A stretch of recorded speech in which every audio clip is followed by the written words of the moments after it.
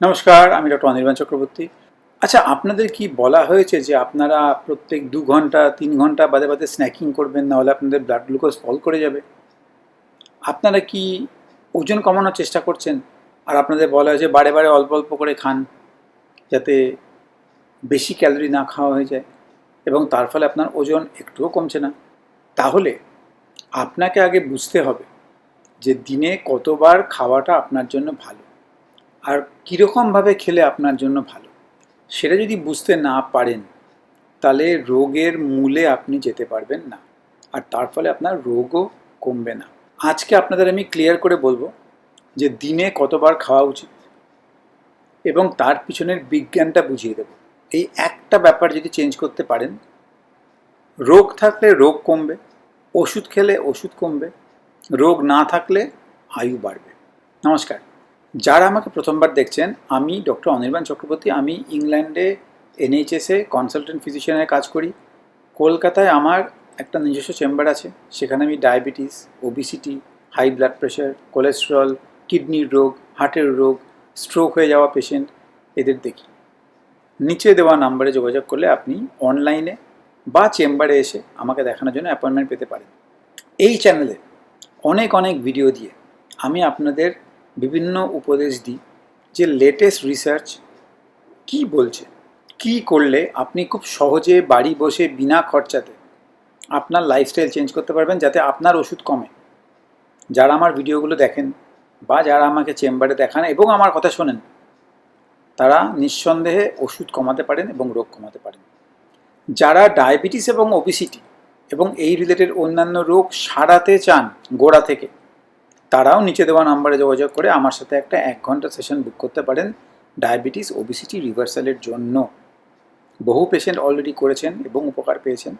তাহলে আজকের ভিডিওতে আমি বলবো যে দিনে কতবার খাবেন যাতে আপনার রোগ কমবে, ওষুধ কমবে, ওজন কমবে এবং আয়ু বাড়বে। তাহলে ফার্স্ট, যারা ডায়াবেটিসে ভোগেন তাদের একটা ধারণা আছে যে বারে বারে না খেলে সুগার ফল করে যাবে। এবার প্রবলেম হচ্ছে যে এটা যে ভুল তা নয়, কিন্তু আপনাকে জানতে হবে যে আপনি কি সেই ক্যাটেগরিতে পড়েন যে আপনার ব্লাড সুগার ফল করে যাবে। তাহলে কিছু কিছু ওষুধ আছে যে ওষুধগুলো নিলে বা খেলে আপনার ব্লাড গ্লুকোজ ফল করতে পারে, যেমন ইনসুলিন, যেমন সালফোনিলুরিয়া জাতীয় ওষুধ। এবার এই চ্যানেলে আমার অনেক ভিডিও আছে, তার মধ্যে গোটা দুয়েক ভিডিও আছে যেখানে বিভিন্ন ওষুধের সাইড এফেক্ট নিয়ে আমি আলোচনা করেছি, সেটা দয়া করে দেখে নেবেন। কিন্তু এটা জেনে রাখুন যে সালফোনিলুরিয়া বা ইনসুলিন জাতীয় ওষুধ হচ্ছে আজকের দিনে একদম লাস্ট রিসর্ট, মানে একদম লাস্ট ওষুধ। অন্তত যারা একটু অ্যাডভান্স ডায়াবেটিস প্র্যাকটিস করে তারা তাই করে, যে এই ওষুধগুলো শুরুতে দেয় না। শুরুতে দেওয়ার মতো আরও অনেক ওষুধ এখন বেরিয়ে গেছে। আজ থেকে 40 বছর আগে তেমন অপশান ছিল না, কিন্তু গত 15-20 বছরে অনেক ওষুধ বেরিয়েছে যাতে ব্লাড গ্লুকোজ ফল করে না। আমি অন্তত চেষ্টা করি, এবং সেটাই স্ট্যান্ডার্ড প্র্যাকটিস, যে আপনাদের আগে সেই ওষুধগুলো দেওয়া যাতে ব্লাড গ্লুকোজ না ফল করে।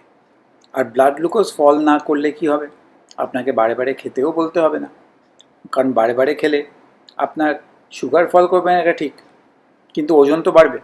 তাহলে এই ওষুধগুলোতে ভয়াবহ দুটো সাইড এফেক্ট। এক হচ্ছে সুগার ফল করতে পারে, আর দুই হচ্ছে ওজন বাড়তে পারে। দুটোই আপনার জন্য খারাপ। তাহলে আপনি যদি এনাফ লাইফস্টাইল চেঞ্জ করেন, আপনি যদি ঠিক ডায়েট করেন, ঠিক এক্সারসাইজ করেন, ঠিক মতো স্ট্রেস কম রাখতে পারেন, ঠিক মতো ঘুমান, তাহলে আপনার ওষুধ অটোমেটিক্যালি কম লাগবে। এবং ওষুধ লাগলেও খালি সেই ওষুধগুলোই লাগবে যেগুলো খেলে ব্লাড গ্লুকোজ ফল করে না। তাহলে চেষ্টা করবেন লাইফস্টাইল চেঞ্জ করে, লাইফস্টাইলটাকে ইমপ্রুভ করে খালি ভালো ওষুধ খেয়ে থাকতে। সেরকম হলে আপনি উপবাসও করতে পারেন, যারা রোজা রাখেন তারা রোজাও রাখতে পারবেন, ওজনও কমবে, রোগও কমবে। তাহলে যদি আপনি সালফোনিলুরিয়া বা ইনসুলিন আপনাকে দিতেই হয়, মানে আপনার লাইফস্টাইল একেবারেই ভালো না, তাহলে আপনাকে বারে বারে খেতে হবে, না হলে আপনার ব্লাড গ্লুকোজ ফল করবে। সুতরাং আপনি যদি এই ওষুধগুলো নেন, তাহলে ফার্স্ট স্টেপ হচ্ছে তাড়াতাড়ি সুগারটাকে কমানো লাইফস্টাইল চেঞ্জ করে, যাতে এই ওষুধগুলো বন্ধ করা যায়। তাহলে আমার এর ওপর ভিডিও আছে যে কি করলে মাত্র 3 দিনে আপনার ব্লাড গ্লুকোজ হাফ হয়ে যাবে। ব্লাড গ্লুকোজ হাফ হয়ে গেলে ওষুধও কমবে। তাহলে এই ওষুধগুলো যেগুলো খেলে ব্লাড গ্লুকোজ ফল করতে পারে বন্ধ করতে পারবেন। সুতরাং সেটা আপনার ফার্স্ট টার্গেট হওয়া উচিত। যদি সেটা করতে পারেন তাহলে আপনার বারে বারে খাওয়ার কোনো দরকার নেই।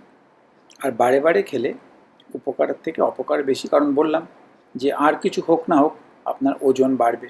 আর ওজন বাড়বে মানে আপনার তো মাসেল বাড়বে না, আপনার বাড়বে ফ্যাট, যেটা আপনার জন্য খারাপ। সেটা হলে আপনার রোগ আরও বাড়বে। ব্লাড গ্লুকোজ হয়তো কন্ট্রোল থাকবে, বাট রোগ আরও বাড়বে। তাহলে এবার আপনাকে বুঝতে হবে যে কতবার খাবেন। এবার আমাদের বুঝতে হবে যে আমাদের মানুষের নর্মাল খাবার টাইম হচ্ছে যে সময় সূর্য আকাশে আছে। সূর্যোদয়ের পরে আমাদের খাবার খুঁজে খাবার পাওয়ার কথা, আর সূর্যাস্তের আগে আমাদের লাস্ট খাবার খাওয়ার কথা। এখন মাইক্রোওয়েভ, ফ্রিজ, ইলেকট্রিসিটি, লাইট হয়ে গিয়ে আমরা এখন রাত করে করে খাই। কিন্তু আমি আমার অনেক ভিডিওতে বলেছি, বা যারা আমার ডায়াবেটিস ওবেসিটি প্রোগ্রাম করেছেন তারা জানেন, তারা বোঝেন যে সন্ধ্যের পর থেকে আমাদের যাই খাবো আমরা সেটা আমাদের স্টোর হয়ে যায় অ্যাজ ফ্যাট। সেটা কিন্তু আমাদের খুব ক্ষতি করে। তাই ডিনার টাইমটাকে যতটা পারা যায় এগিয়ে আনতে হবে, যতটা পারা যায় সূর্যাস্তের কাছে। এবার যে রাত 11:30টায় খায় তার পক্ষে তো সন্ধ্যে 6টার সময় খাওয়ার পসিবল নয়, কিন্তু যে 9টায় খায় সে কিন্তু সেটা এগিয়ে গিয়ে 7টা করতেই পারে। যে 11টায় খায় সে সেটাকে এগিয়ে গিয়ে 9টা করতেই পারে। ওটাকে একটু এগোতে হবে। এটা হচ্ছে নাম্বার 1, এটা বুঝতে হবে। তাহলে খাবার টাইমিংটা খুব ইম্পর্টেন্ট। কতবার খাবেন তার সাথে খাবার টাইমিংটাও খুব ইম্পর্টেন্ট। এবার যখন আমরা ফাস্টিং করি, মানে যখন আমরা খাই না, তখন আমাদের ইনসুলিন লেভেলটা কমে যায় বডিতে। তার ফলে ফ্যাট স্টোরেজটাও কমে যায়। তার ফলে আমাদের ফ্যাট বার্নিং অটোমেটিক্যালি হয়। তাই না খাওয়াটা ফ্যাট গলানোর জন্য খুব ভালো আইডিয়া। এবার আমি জানি যে আপনাদের মধ্যে অনেকেই আমায় কমেন্ট করবেন যে তাহলে হাওয়া খেয়ে থাকি, জল খেয়ে থাকি। সেটা আপনার চয়েস। আপনি ওষুধ খেয়ে থাকতে চান না হাওয়া খেয়ে থাকতে চান, এটা আপনার চয়েস। এবং নিজের ভালোটা নিজেকে বুঝে কোনটা ঠিক কোনটা ভুল এটা বুঝে নিজের লাইফে সেটাকে ইমপ্লিমেন্ট করতে পারলে তবেই আপনার লাভ। যখন ফাস্টিং করছেন তখন আপনার বডিতে অনেক উপকার হচ্ছে। এক তো হচ্ছে ফ্যাট বার্ন হচ্ছে, ইনসুলিন কম থাকছে, তার মানে ইনফ্ল্যামেশন কমছে, অক্সিডেশন কমছে। আর অটোফেজি বলে একটা জিনিস হচ্ছে। অটোফেজি মানে যে প্রোটিনগুলো অলরেডি ডেড বা নিয়ার ডেড সেগুলোকেই বডি রিসাইকেল করছে, মানে সেগুলোকে বডি নিয়ে নিচ্ছে, নিয়ে তার থেকে এনার্জি পাচ্ছে।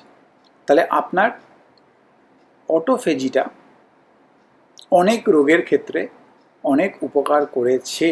এটা নিয়ে রিসার্চ করে নোবেল প্রাইজও পেয়েছেন সায়েন্টিস্টরা। অটোফেজি দিয়ে দেখা গেছে ক্যান্সার প্রিভেনশন হয়, অটোফেজি দিয়ে দেখা গেছে আয়ু বাড়ে, অটোফেজি দিয়ে দেখা গেছে যে যে রোগ থেকে ইনফ্ল্যামেশন হয় সেগুলো কমে। ইভেন হার্টের মধ্যে যদি কারো স্টেন্ট বসানো থাকে, যদি কেউ অটোফেজি করতে পারে তাহলে তার ব্লকেজও কমেছে, এরকমও রিসার্চে দেখা গেছে। এবার আমি আপনাকে বলছি না যে আপনার হার্টে স্টেন্ট হয়ে থাকলে বা বাইপাস হয়ে থাকলে আপনি আমার কথা শুনে ইউটিউব ভিডিও দেখে নিজের চিকিৎসা নিজে করবেন। দরকার পড়লে আপনি আমাকে দেখাবেন বা আপনার ডাক্তারের সাথে কথা বলবেন, কিন্তু ডাক্তারের আন্ডারে থেকে আপনি যা করার করবেন। কিন্তু যার কোনো তেমন রোগ হয়নি তার কিন্তু এইটুকু উপবাস করলে উপকারী হবে। তাহলে দিনে কবার খাবেন? তাহলে এটা তো বুঝলেন যে দিনে বারবার খাবেন না। এটা তো বুঝলেন যে সালফোনিলুরিয়া আর ইনসুলিন নিলে আপনি আপনার অপকার করছেন, উপকার নয়। এটা তো বুঝলেন যে এনাফ লাইফস্টাইল চেঞ্জ করতে পারলে একটু একটু ভালো ওষুধ খেয়েই আপনি ভালো থাকতে পারবেন। তাহলে এবার হচ্ছে কতবার খাবেন। আরও আগে যাওয়ার আগে একবার আপনাদের বলি যে এই ভিডিওটা যদি এখনও পর্যন্ত দেখে উপকার পাচ্ছেন, নতুন জিনিস জানছেন, তাহলে শুধু নিজে না জেনে একটু অন্যের উপকার করবেন। এই ভিডিওটাকে একটু শেয়ার করবেন, ফেসবুকে হোক, হোয়াটসঅ্যাপে হোক, ইনস্টাগ্রামে হোক। আর সাবস্ক্রাইব না করলে দয়া করে সাবস্ক্রাইব করে রাখবেন। এবার দেখুন মানুষের কতবার খাওয়ার কথা। আপনি আপনার দাদুর কথাই ভাবুন। দাদুরা প্রচুর হাঁটাহাঁটি করতো, তারা কিন্তু কষ্ট করে মর্নিং ওয়াক করতো না, তারা কিন্তু ন্যাচারাল খাবার খেত, মানে যেটা সবজি বাজারে কাঁচা বাজারে পাওয়া যায়, সবজি মাছ মাংস এগুলো খেত। তার সঙ্গে তারা ভাত রুটিও খেত, কিন্তু প্রচুর হাঁটাহাঁটিও করতো। তারা প্রসেস ফুড কম খেত, আর তারা বারে বারে একেবারেই খেত না। আর তারা খেত খুব সন্ধে সন্ধে, খেয়ে তারা তাড়াতাড়ি ঘুমিয়ে পড়তো আর ভোর ভোর উঠতো। এটা কিন্তু আমি দেখেছি, আমার দুই দিকের দুই দাদুকে দেখেছি তারা এটা করতেন। আমি শিওর আপনারাও দেখেছেন। এবং এটাই কিন্তু মানুষের লাইফস্টাইল। লাস্ট 50 বছরে আমরা অনেক চেঞ্জ করেছি। প্রসেস ফুড মার্কেটে এসছে, যেটা আলট্রা প্যালেটেবল, যেটা খেলে মনে হয় আবার খাই। আপনি যেটা চিপসের প্যাকেট খোলেন, যদি 2 পিস খান, খুব ডিফিকাল্ট যেটাকে শেষ না করা। আপনি যদি ফাস্ট ফুড চেনের পাশ দিয়ে যান, ওই গন্ধেই আপনার খিদে পেয়ে যাবে। সুতরাং আপনাকে চেষ্টা করতে হবে যে নিজের ভালোটা বুঝে এই খাবারগুলো থেকে দূরে থাকা, ন্যাচারাল খাবার খাওয়া, যেটা সবজি, মাছ, মাংস, অল্প পরিমাণে ভাত রুটি, যদি আপনার ডায়াবেটিস থাকে এবং যদি আপনি বেশি এক্সারসাইজ না করেন, তাহলে ভাত রুটিটা কম খেতে হবে। এবার দিনে কতবার খেতে পারেন? আপনি দিনে 3 বার খেতে পারেন। ব্রেকফাস্ট খেলেন, লাঞ্চ খেলেন, ডিনার খেলেন। কিন্তু চেষ্টা করতে হবে যে ডিনার থেকে ব্রেকফাস্টের টাইমটাকে একটু বাড়াতে, এবং সেটা কিন্তু মিনিমাম 12 ঘন্টা দেওয়া উচিত ডিনার এবং ব্রেকফাস্টের মধ্যে, যাতে আপনার গাট হেলথ ভালো থাকে, যাতে আপনার গ্যাস, অম্বল, বদহজম, পেট ভারী ভারী কম লাগে। এবং যখন খালি পেট, তখন কিন্তু আপনি খালি পেট নন, কারণ তখন আপনি জল খাচ্ছেন। আপনি চাইলে লাল চা, গ্রিন টি এগুলোও খেতে পারেন, ব্ল্যাক কফিও খেতে পারেন, কিন্তু চেষ্টা করতে হবে সলিড খাবার না খেতে। 12 ঘন্টা গ্যাপ ডিনার থেকে ব্রেকফাস্টের মধ্যে আপনাকে দিতেই হবে। সেটাকে বাড়িয়ে বাড়িয়ে বাড়িয়ে বাড়িয়ে 18 ঘন্টা হচ্ছে সায়েন্টিফিক্যালি প্রুভেন, খুব ভালো। 18 ঘন্টা গ্যাপ দিতে পারলে খুব ভালো, অন আ রেগুলার বেসিস, মানে 30 দিনের মধ্যে 25 দিন। বাকি 5 দিন আপনি একটু এদিক ওদিক করলেন, তাতে বিরাট কিছু যায় আসবে না। কিন্তু আপনি যদি 30 দিনের মধ্যে 28 দিন ভুল জিনিস করলেন, তাহলে আপনার ক্ষতিটা কিন্তু অ্যাকুমুলেট করে দিনের পর দিন বাড়তে থাকবে। তাহলে নাম্বার 1 হচ্ছে যে 12 ঘন্টা গ্যাপ দেবেন। এবার সেকেন্ড হচ্ছে যে ব্রেকফাস্ট যদি করেন, লাঞ্চের সময় যদি খিদে না থাকে, তাহলে লাঞ্চটা একটু অল্প করুন। আপনি একটা দুটো কম মিষ্টি ফল খেয়ে নিলেন, যদি ডায়াবেটিস থাকলো। যদি ডায়াবেটিস না থাকলো তো যে কোনো রকম ফল খেয়ে নিলেন। একটু হালকা পাতলার ওপর কিছু খেলেন। আপনাকে কষ্ট করে নিয়ম মেনে দুপুরে ভাত খেতেই হবে এরকম কোনো ব্যাপার নেই, দুপুরে রুটি খেতেই হবে এরকম কোনো ব্যাপার নেই। খুব হালকা একটা ন্যাচারাল ফুড কিছু খেয়ে নিলেন।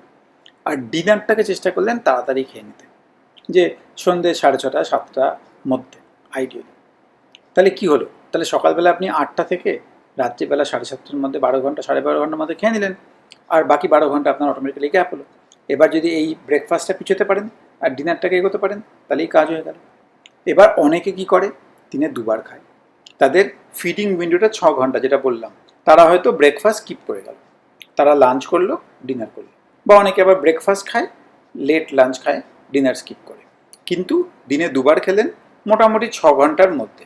আপনি সকাল 10টায় ব্রেকফাস্ট, দুপুর 4টেয় লাঞ্চ, আর কোনো খাবার নেই, এরকম করতে পারেন। আপনি ব্রেকফাস্ট স্কিপ করে দুপুর 12টায় লাঞ্চ, বিকেল 6টায় ডিনার, এরকম করতে পারেন। এটা আপনার লাইফস্টাইলের উপর। যদি আপনি ডায়াবেটিস, ওবেসিটি রিভার্সাল করতে চান, আমার সাথে বসে যখন আপনি 1 ঘন্টা সময় দেবেন, তখন আমরা এগুলো নিয়ে আলোচনা করি, এবং এগুলোই আপনাদের একটা স্ট্যান্ডার্ডাইজ প্ল্যান করে দেওয়া হয়, যেটা আপনি করতে পারবেন, যেটা সায়েন্টিফিক্যালি প্রুভেন। তাহলে এটা হলো 2 মিল আ ডে, যে আপনি দিনে 2 বার খাচ্ছেন, একটা মিল স্কিপ করলেন। আর আরও ভালো হচ্ছে 1 মিল a day. 1 mill a day মানে কি? আপনি দিনে একবারই খেলেন। আপনি সকালবেলা উঠে ব্রেকফাস্টে স্কিপ করলেন, হেভি লাঞ্চ করলেন, আর ডিনার খেলেন না। এবার অনেকেই, আমার অনেক বিদেশি বন্ধুরা ইন্ডিয়াতে আসে যোগা রিট্রিট করতে। তারা অনেক পয়সা দিয়ে আশ্রমে গিয়ে সাধুদের সাথে যোগাসন শেখে, মেডিটেশন শেখে। তারা কিন্তু 1 মিল আ ডে করে। 1 মিল আ ডে কিন্তু কোনো বিরাট ব্যাপার নয়। এটা কিন্তু অনেকেই প্র্যাকটিস করে। আমাদের দাদু বা তার আগেকার জেনারেশনে কিন্তু অনেকেই করতেন। সেটা হচ্ছে দিনে একবার খাবেন, দুপুরবেলা। সকালে খাবেন না, আর দুপুরে খাওয়ার পরে রাতে আপনার অবভিয়াসলি খাওয়ার কোনো প্রশ্নই নেই। তাহলে 1 মিল আ ডে, এটা হচ্ছে আরও ভালো। আর সবথেকে ভালো কি জানেন? সবথেকে ভালো হচ্ছে যেটা এখন বিদেশে চলছে। ধরুন যার অনেক রোগ, যার প্রচুর ওয়েট, যাকে নি রিপ্লেসমেন্ট করতে হবে, বা যাকে ডাক্তার বলেছে যে আপনার ফ্যাটি লিভার এমন স্টেজে চলে গেছে যে আর কোনো চিকিৎসা নেই। এই রকম যখন দেয়ালে পিঠ থেকে যায়, তখন বিদেশে একটা ট্রিটমেন্ট এখন খুব চালু হয়েছে, যেটা হচ্ছে আপনার প্রায় 2 থেকে 5 লাখ টাকা খরচা করে আপনি হাসপাতালে ভর্তি হবেন, এবং 5 দিন আপনাকে খালি ড্রিপ দেওয়া হবে, খালি saline drip. Regular blood test করা হবে, কোনো ভিটামিন লাগলে মিনারেলস লাগলে সেগুলো সাপ্লিমেন্ট করা হবে, বাট কোনো সলিড ফুড আপনাকে দেওয়া হবে না। তাতে আপনার বডি ফুল বডি রিসেট হয়ে যাবে। আমি কিন্তু আপনাদের একবারও বলছি না আপনারা সেটা বাড়িতে করবেন, এটা বাড়িতে করার মতো জিনিসই নয়। কারণ রেগুলার ব্লাড টেস্ট করতে হয় এবং রেগুলার সাপ্লিমেন্ট দিতে হয়, এটা হসপিটালাইজ থেকে করতে হয়। বাট এটা হচ্ছে দেয়ালে পিঠ থেকে গেলে। আমার কথাগুলো যদি শোনেন তাহলে দেয়ালে পিঠ ঠেকার আগেই আপনি সচেতন হবেন এবং আপনি স্টেপ নেবেন যাতে দেয়ালে পিঠ না ঠেকে। দরকার পড়লে আমার সাথে বসে একটা ডায়াবেটিস ওবেসিটি রিভার্সাল প্রোগ্রাম বুক করে নেবেন, যাতে বাড়াবাড়ি রোগ হওয়ার আগেই আপনি প্রিভেনশন নিতে পারেন।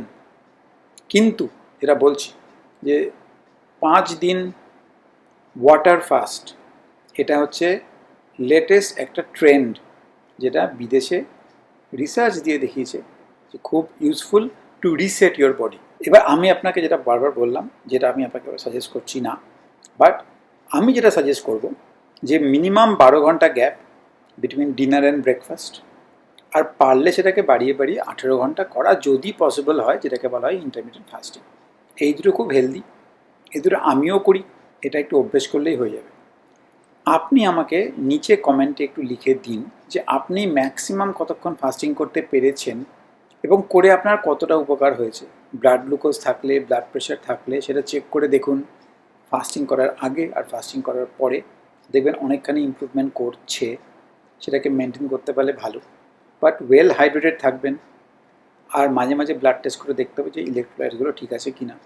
আর যদি কোনো ওষুধ খান তাহলে ডাক্তারের সুপারভিশনে থেকে এগুলো করবেন। যদি কোনো রোগ থাকে ডাক্তারের সুপারভিশনে থেকে এগুলো করবেন। আর এই ভিডিওটা নিশ্চয়ই আপনার উপকারে লাগলো, বিকজ যে কথাগুলো বললাম এগুলো তো খুব একটা কমন কথা নয়। তাই দয়া করে এই ভিডিওটা ফেসবুক, হোয়াটসঅ্যাপে শেয়ার করবেন, যাতে অন্যান্য রুগীরাও যারা এসব রোগে ভুগছে এই সিম্পল বাড়ি বসে বিনা পয়সায় এই চিকিৎসা করে উপকার পেতে পারেন। আর এখানে আমি লিঙ্ক করে দিলাম যে কি করলে মাত্র 3 দিনে আপনার ব্লাড গ্লুকোজ হাফ হয়ে যাবে, ইনসুলিন হাফ হয়ে যাবে, এই চক্রব্যূহ থেকে আপনি বেরিয়ে ফাস্টিংয়ের বেনিফিটটা নিতে পারবেন। ওই ভিডিওটা দেখে না থাকলে অবশ্যই দেখে নিন। ভালো থাকবেন।